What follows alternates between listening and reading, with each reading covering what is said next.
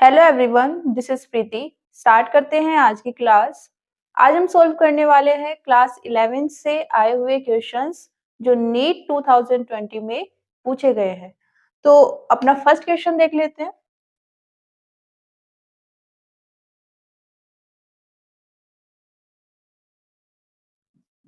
A vehicle travels half the distance with speed v and the remaining distance with speed 2v.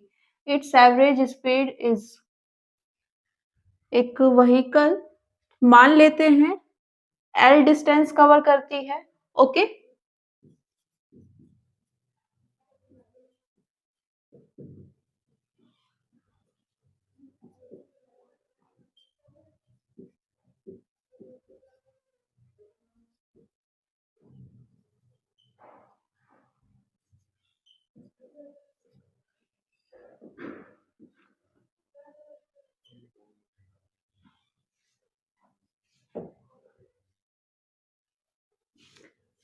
Total distance L cover करती है और इन्होंने बोला है जो टोटल डिस्टेंस है उसका हाफ, तो हाफ हो जाएगा एल बाय 2। ये डिस्टेंस कवर करती है ये v स्पीड से, और रिमेनिंग कितनी होगी एल बाय 2। ये डिस्टेंस कवर करती है 2v से। ओके, अब यहाँ पर एवरेज स्पीड कैसे निकाले? ये होती है total distance divided by total time. Distance कितनी है टोटल? एल। टाइम मान लेते हैं टी है। ओके, अब ये टी आएगा कैसे? देखो, एल बाय 2 डिस्टेंस कवर की v स्पीड से, तो कितना टाइम लगा होगा ये हम यहाँ से निकाल सकते हैं। ओके,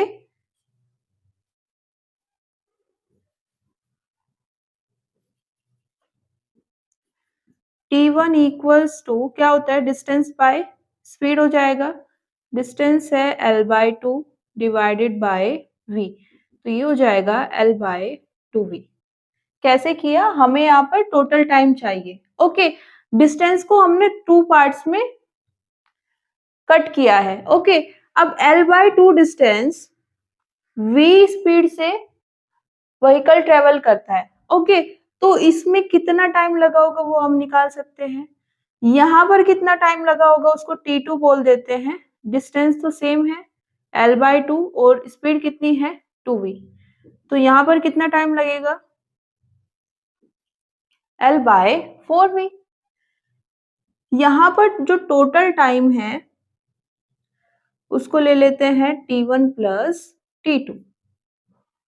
ओके, तो ये वैल्यूज यहाँ पर रख दे।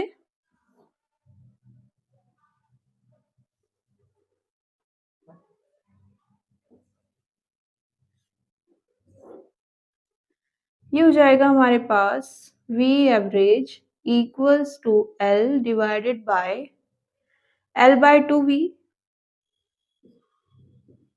Plus l by 4v।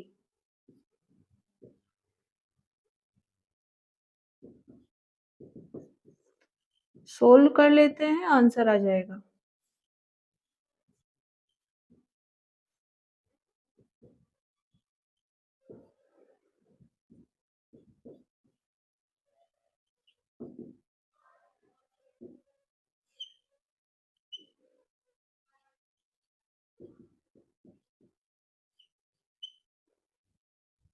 Okay, कौन सा ऑप्शन है? Option number 1।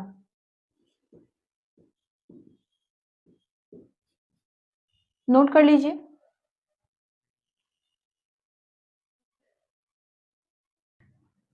नेक्स्ट क्वेश्चन है हमारे पास चैप्टर नंबर 2 से ही है। A horizontal bridge is built across a river. A student standing on the bridge throws a small ball vertically upward with a velocity 4 meters per second. The ball strikes the water surface after 4 seconds. The height of bridge above water surface is।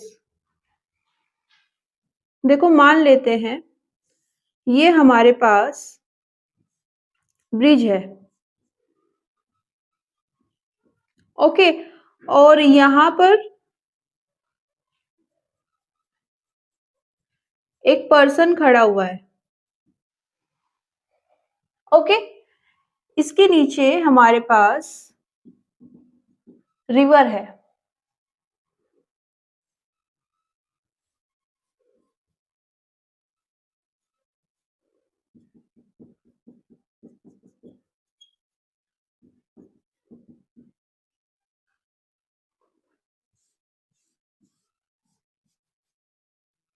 अब ये बोल रहे हैं कि इस person ने एक ball को 4 मीटर पर सेकंड की स्पीड से वर्टिकली अपवर्ड, मतलब एग्जैक्टली वाई डायरेक्शन में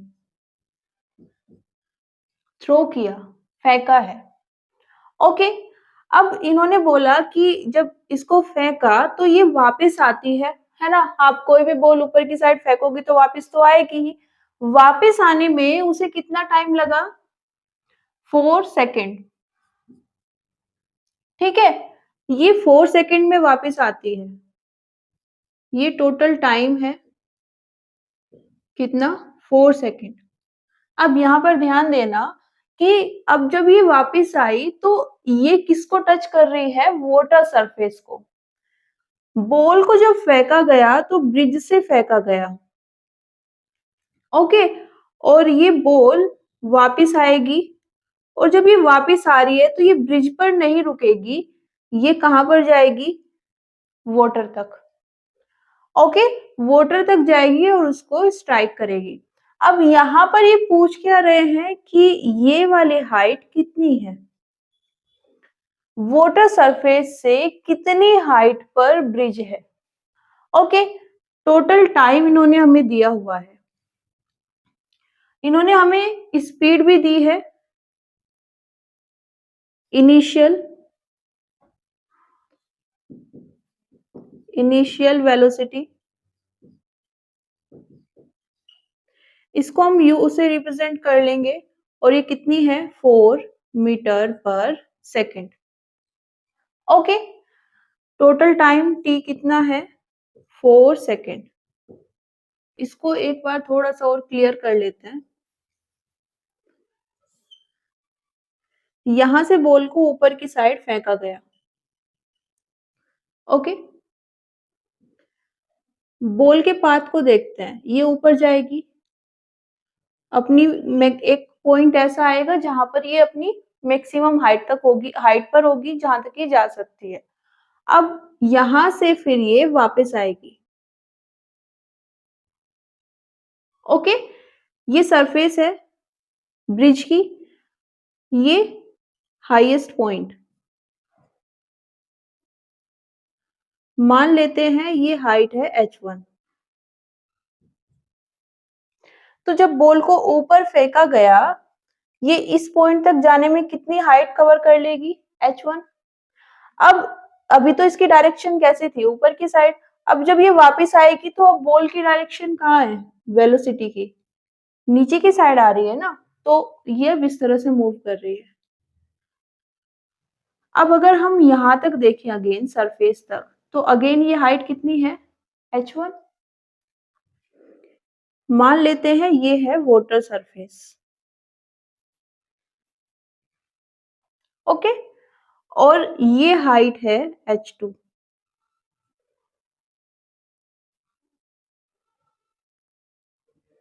ओके। अब देखो इसको सॉल्व करने के लिए वैसे तो हमारे पास दो मेथड है, एक वेक्टर मेथड है और एक हम विदाउट वेक्टर भी इसको सॉल्व कर सकते हैं। लेकिन अगर आप वेक्टर मेथड को समझ पाओ तो वो इजी है, ओके, और आपका टाइम भी बच जाएगा।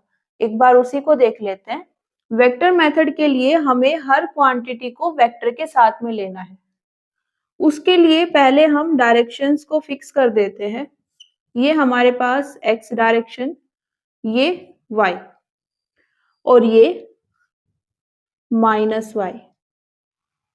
ओके, तो अगर कोई नीचे की साइड आ रहा है तो उसे हम क्या बोलेंगे? Minus Y direction. अगर कोई ऊपर की साइड जा रहा है तो हम क्या बोलेंगे? Plus Y direction. अब यहाँ पर देखो इन्होंने इनिशियल वेलोसिटी दी है u, इसको हम विद डायरेक्शन लिख लेते हैं। ओके, बता सकते हो कि इसकी डायरेक्शन कौन सी होगी? बॉल को ऊपर की साइड फेंका गया वाई डायरेक्शन में, तो ये आ जाएगा जे कैप। ओके, टाइम तो वेक्टर क्वांटिटी नहीं है। अब यहाँ पर हमें क्या चाहिए? Total height.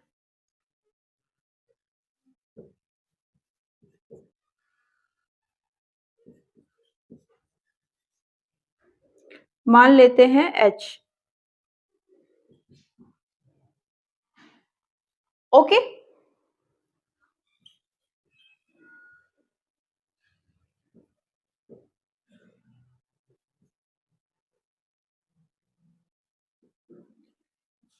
ये कौन सी हाइट है जो इस बॉल ने इस 4 सेकंड में कवर की है? ओके, क्या करेंगे? अप्लाई करते हैं सेकंड इक्वेशन ऑफ मोशन। क्या होती है?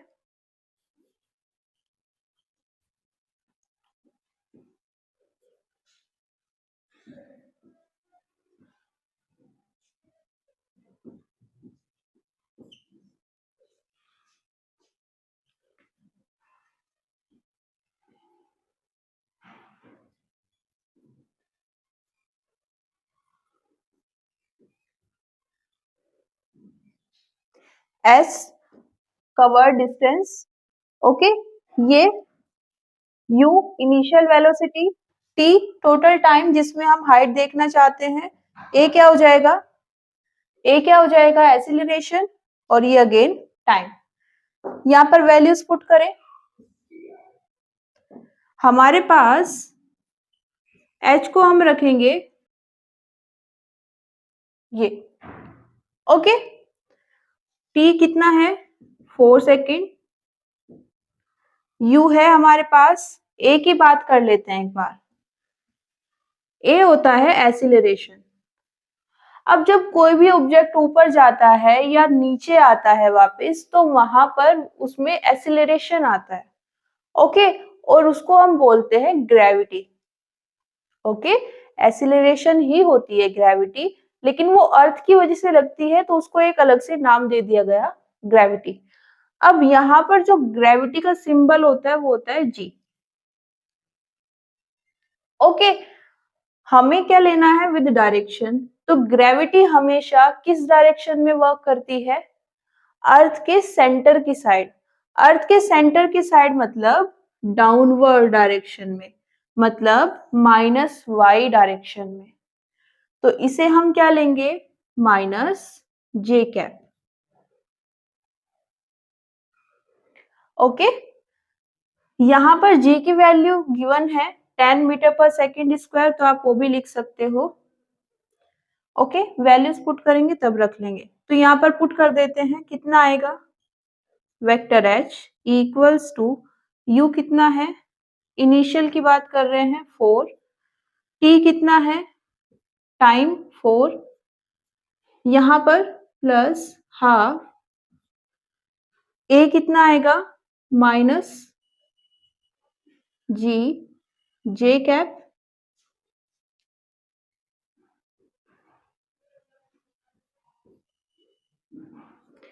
और यहाँ पर कितना है? टी स्क्वायर, तो ये कितना हो जाएगा?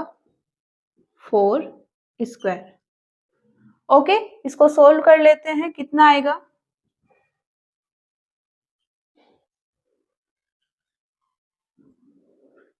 ये कितना आ जाएगा? 10/2।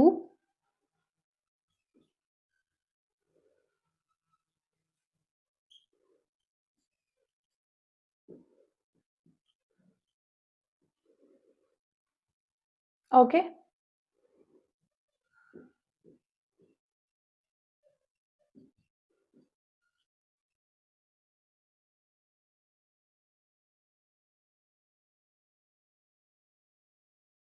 इसको नोट कर लीजिए, उसके बाद देखते हैं।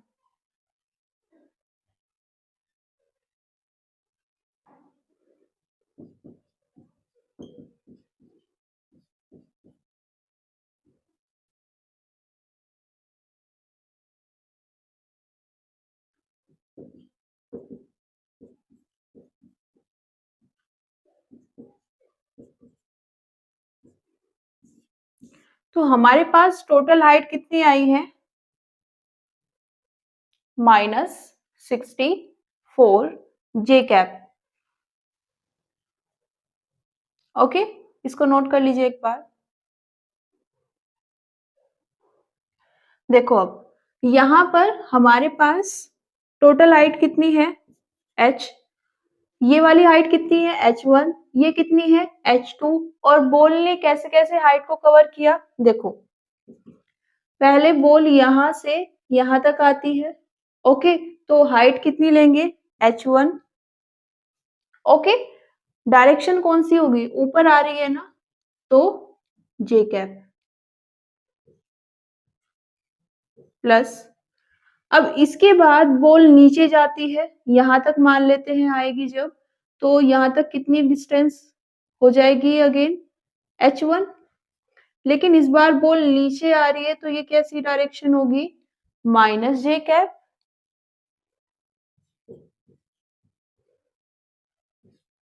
ओके, मैग्नीट्यूड तो सेम है लेकिन उसकी डायरेक्शन चेंज हो गई है।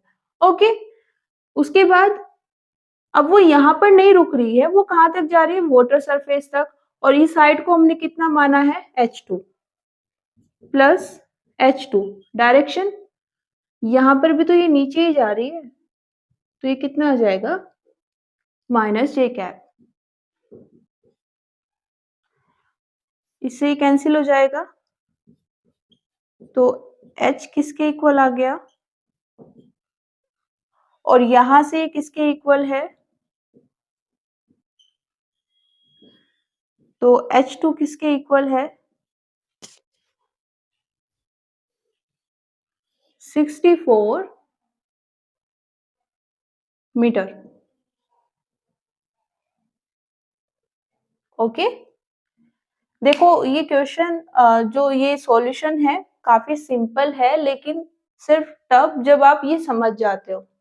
ओके, हम ये कैसे ले रहे हैं? ऊपर जब बॉल जा रही है तो वो प्लस जे डायरेक्शन में है, और जब वो नीचे आती है तो वो माइनस जे कैप डायरेक्शन में है। ठीक है, अब यहाँ पर ये मैटर नहीं करता कि वो सरफेस के नीचे, जैसे हमारे पास ये सरफेस है, ठीक है, बॉल ऊपर जा रही है, ठीक है, तो हमने क्या लिया? प्लस जे कैप। अब बॉल नीचे आ रही है, तो हम क्या सोचते हैं कि बॉल नीचे आ रही है लेकिन है तो अभी सरफेस के ऊपर, तो इसे जे प्लस जे कैप ले लेते हैं। नहीं, वो नीचे आ रही है ना, तो सरफेस की चाहे ऊपर है या फिर वो नीचे है, अगर उसकी डायरेक्शन सरफेस की साइड है तो हम उसे माइनस जे कैप लेंगे हमेशा। इसीलिए जो हम ग्रेविटी की डायरेक्शन लेते हैं, क्योंकि ग्रेविटी हमेशा इसी डायरेक्शन में वर्क करेगी, बॉल चाहे ऊपर जाए या फिर नीचे आए, ग्रेविटी की डायरेक्शन हमेशा यही रहती है। तो ग्रेविटी हमेशा क्या लेंगे? माइनस जे कैप। ओके, अब देखो यहाँ पर हमें जरूरत नहीं पड़ी कि जब ये यहाँ तक आएगा, ये बॉल यहाँ तक आएगी, तो यहाँ पर आने के बाद वेलोसिटी कितनी होगी, या यहाँ पर आएगी तो वेलोसिटी कितनी होगी, ये सब हमें जानने की जरूरत नहीं पड़ी। वेक्टर मेथड है वो इजी है, उसमें आपको ज्यादा कुछ नहीं चाहिए, बस आपको इनिशियल वेलोसिटी पता होनी चाहिए, टोटल टाइम पता होना चाहिए, आप उसको इक्वेशन में रखो, आपको एग्जैक्ट आंसर मिल जाएगा। ओके, तो आप इसको एक बार नोट कर लीजिए, उसके बाद नेक्स्ट क्वेश्चन देखते हैं।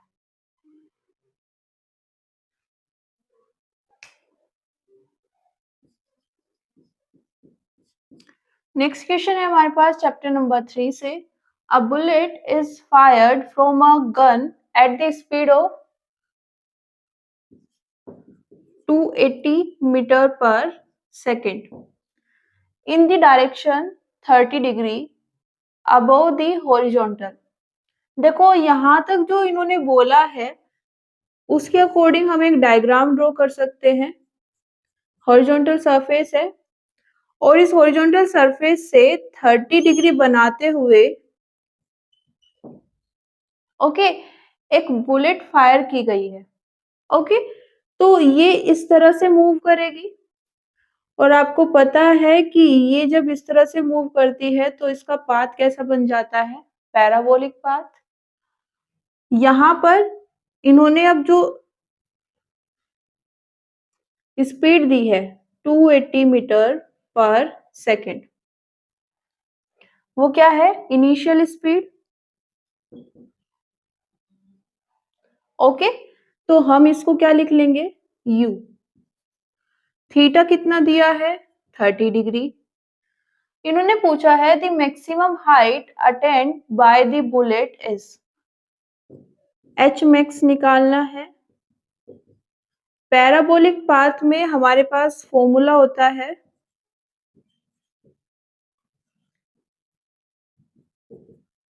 u square sine square theta divided by 2g। Okay,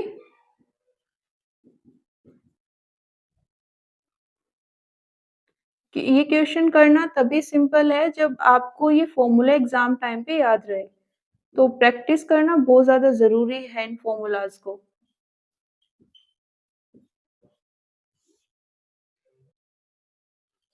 अब जी की वैल्यू यहाँ पर इन्होंने दी है 9.8।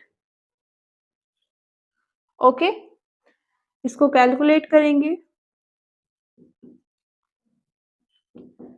साइन 30 की वैल्यू होती है 1/2।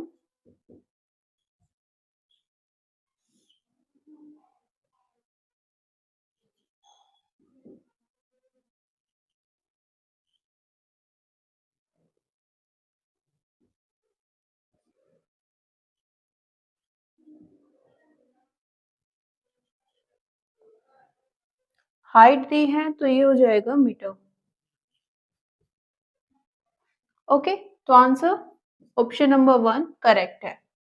ओके, आज के लिए इतना ही, मिलते हैं नेक्स्ट क्लास में।